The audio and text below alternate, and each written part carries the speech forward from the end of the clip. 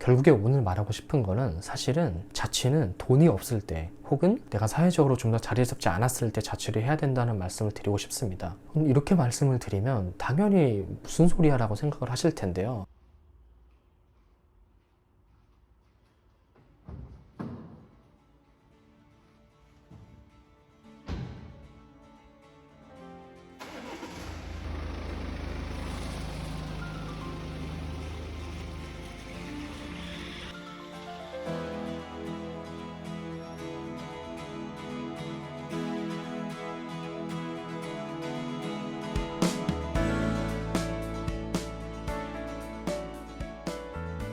안녕하세요, 원입니다. 저는 현재 F사원 320D를 중고로 구매해 운행하고 있고 서울 원룸에서 혼자 거주 중인 29세 남자입니다. 제가 오늘은 자취에 대해서 얘기를 해볼까 합니다. 저도 현재 자취를 한 지 거의 1년 조금 안 된 것 같은데 사실은 제가 그렇게 유복한 편도 아니고 경제적으로 뭔가 혼자서 이뤄낸 것도 없는데 자취도 하고 있고 그리고 중고 외제차 320D도 끌고 있죠. 근데 사실은 이런 게 어떤 분들이 보기에는 굉장히 좀 소모적인 일이고 불필요한 지출을 하고 있는 게 아닌가라는 생각이 드신 분들이 많을 거예요.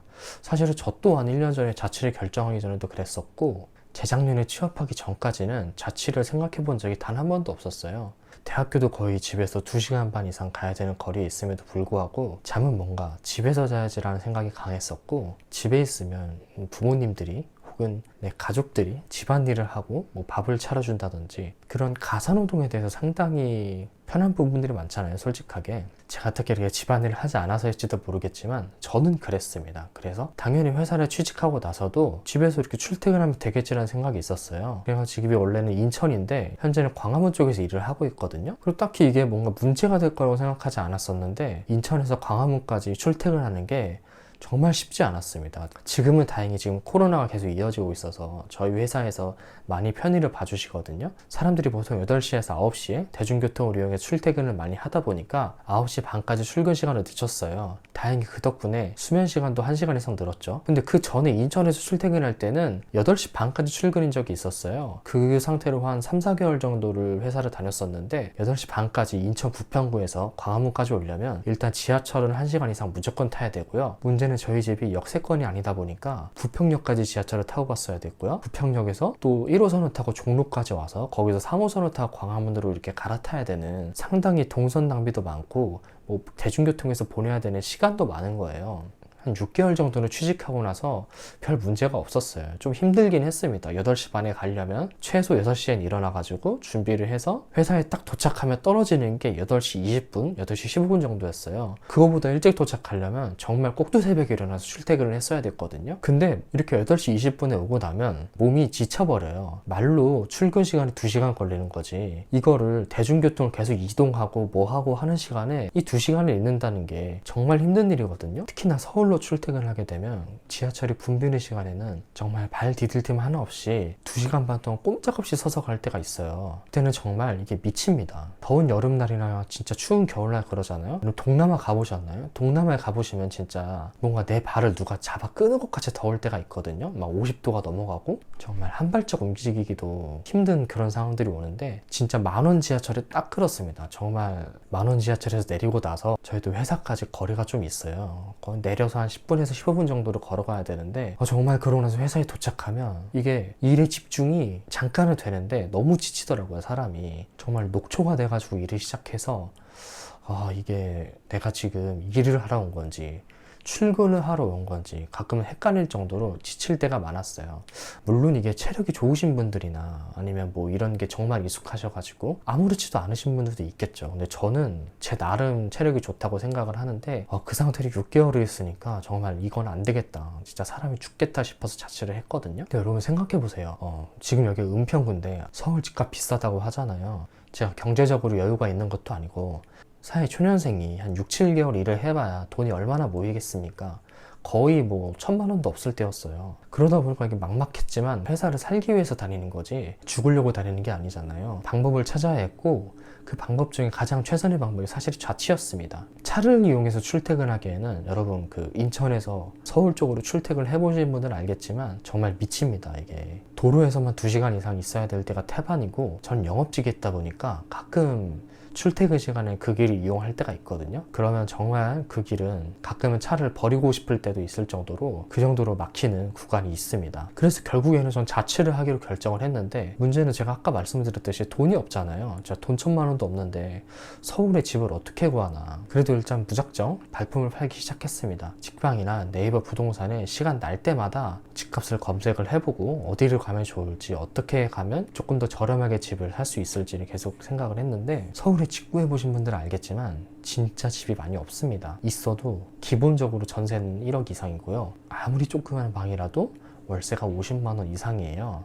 되게 좌절을 많이 했죠. 그 전까지는 사실 부모님한테 얹혀 살면서 현실에 대한 감각이 좀 떨어졌거든요, 제가. 당연히 제가 어느 정도 이렇게 열심히 일을 하다 보면 집이 생기는 줄 알았고, 차를 살 수 있을 줄 알았고, 결혼을 하게 될 줄 알았는데, 사실 이 세 가지가 정말 많은 노력이 필요했던 거예요. 그거를 사회생활 시작하고 바로도 아니고 서울에서 집을 구하면서 깨달았습니다. 그래서 만만치 않은 현실을 타개하기 위해서 이제 발품을 팔기 시작했어요. 직방에는 도저히 제가 가진 수중에 있는 돈에 맞는 집을 구할 수가 없어서 무작정 회사 근처에 있는 부동산들이나, 아니면 제가 이 정도면 지하철로 출퇴근하는 것도 나쁘지 않겠다라는 정도의 거리에 있는 지역에 부동산을 다 찾아가서 직접 발품을 팔았습니다. 지금 돈이 어느 정도 있는데 여기에 맞출 수 있는 방이 있냐? 그러면 거의 100이면 한 95 정도가 지층이라고도 하죠. 반지하를 추천을 해주는 거예요. 근데 반지하를 가보신 분들 알겠지만 싸기는 싼데 좀 쾌쾌한 냄새가 나거나, 아니면 뭔가 그 벽지에 곰팡이 핀 곳들이 그렇게 많았거든요.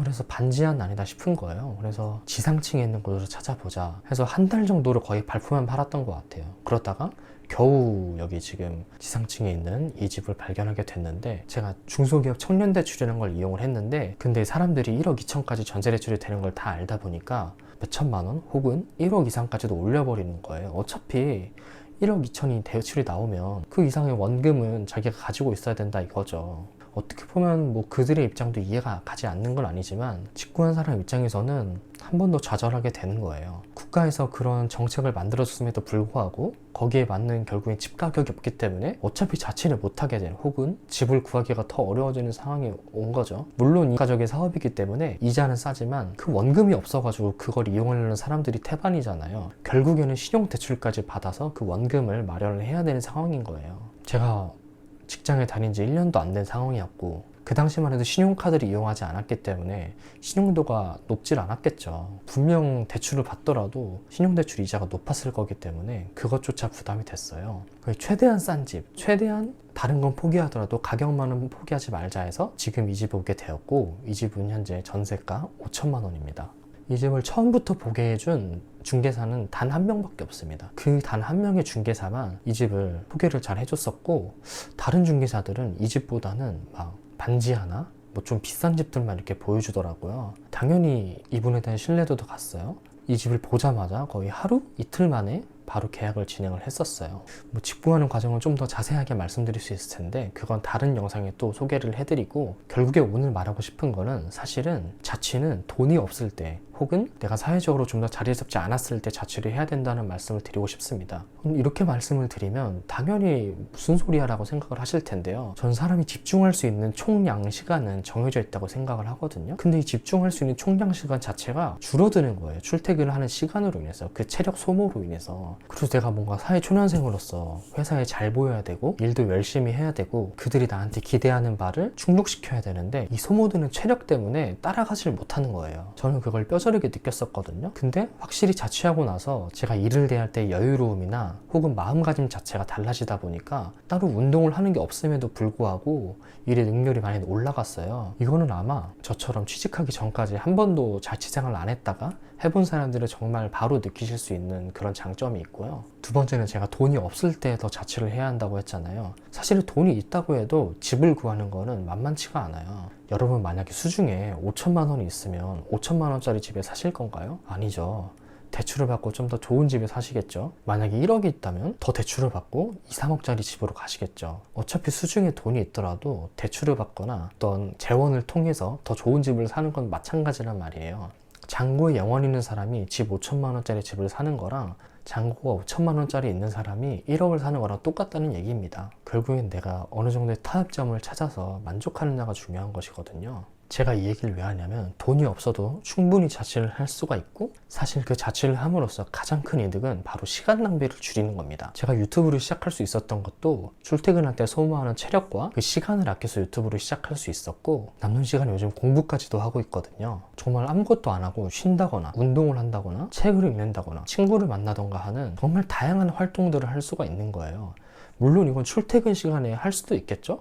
근데 여러분 정말 지하철이 꽉 차 있고 모여있는 곳에서 할 수 있는 활동이 혼자 이렇게 집에 있을 때 혹은 남는 시간에 할 수 있는 활동보다 많다고 생각하시나요? 이거에 대답할 수 있는 분들은 정말 많이 없을 거라고 생각을 하거든요, 저는. 그래서 우리는 돈이 없을 때 자취를 더 함으로 인해서 내 자기 개발할 수 있는 시간도 가지고 어떤 관계를 더 쌓아나갈 수 있는 시간을 만들 수 있는 거죠. 그렇기 때문에 저는 사회 초년생일수록 돈이 더 없을수록 더욱더 자취에 대해서 고려를 많이 하셔야 되고 자취를 함으로써 얻는 이득이 더 많다고 생각을 하고 있습니다. 제가 지금 살고 있기 때문에 그렇고요. 주변에서 분명 자취를 하신다고 하면 뭐 돈을 못 모으네 혹은 뭐 식비는 어떡할 거냐부터 시작해서 뭐 관리비, 전기세 이런 거 다 내다 보면 진짜 돈이 더블로 든다 이런 말씀들을 하실 건데 해보세요. 제가 지금 살고 있잖아요. 전혀 그렇지 않습니다. 모든 거는 내가 어느 정도 통제할 수 있는 상황에 따라서 그 지출도 맞춰지는 거거든요. 내가 상황을 통제하지 못하면 당연히 지출이 많아지는 거죠. 내가 항상 어느 정도의 자제력을 가지고 나와 내 주변 상황을 통제하려고 한다면 충분히 자취를 하셔도 돈을 모을 수 있습니다. 그러니까 여러분들 너무 주변 사람들 말에 휘둘리지 마시고 이제 2021년도 얼마 안 남았는데 내년에는 자취를 하겠다는 좀 마음가짐을 가지고 준비를 해보시는 게 좋을 것 같아요. 저는 자취를 시작하고 나서 느낀 게